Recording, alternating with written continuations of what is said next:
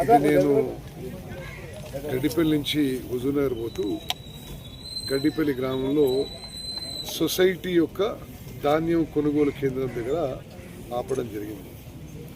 ఆకస్మికంగా ఎట్లా జరుగుతుంది అనేది చూసుకుంటూ పోతున్నాం.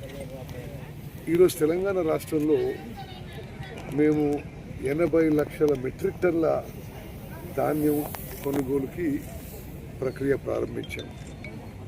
తడిసిన ధాన్యాన్ని కూడా కొనుగోలు చేస్తామని చెప్పి కూడా రైతులకు హామీ ఇవ్వడం జరిగింది.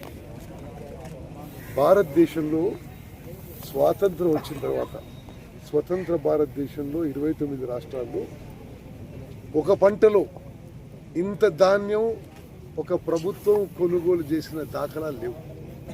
ఇదే మొదటిసారి.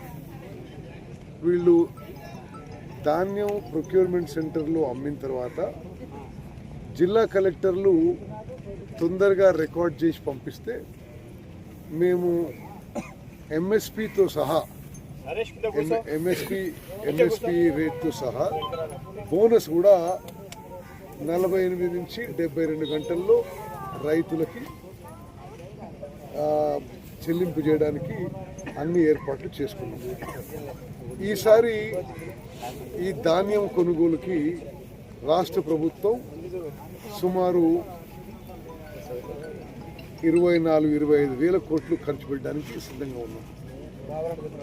ఈ కొనుగోలు కేంద్రాల్లో రైతులకి అన్ని సదుపాయాలు ఉండే విధంగా కూడా మేము ఏర్పాటు చేయడం జరిగింది.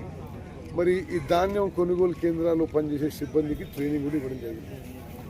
మరి ఈ ధాన్యం కొనుగోలు కేంద్రంలో అవసరం ఉన్న మాయిశ్చర్ మీటర్స్ కానీ, ప్యాడీ క్లీనర్స్ కానీ, డ్రయర్స్ కానీ, టార్పాలిన్స్ అన్నీ కూడా ఏర్పాటు చేయడం జరిగింది. ఈ మాయిశ్చర్ మీటరు ఏ విధంగా మరి ఉపయోగిస్తారో ఒకసారి అగ్రికల్చర్ ఆఫీసర్ గారు, లేకపోతే మీరేంటిది సెక్రటరీ గారు పై నుంచి ధాన్యం చూసి మాయిశ్చర్ ఎంత ఉందో ఒకసారి ఇప్పుడే చెక్ చేయండి.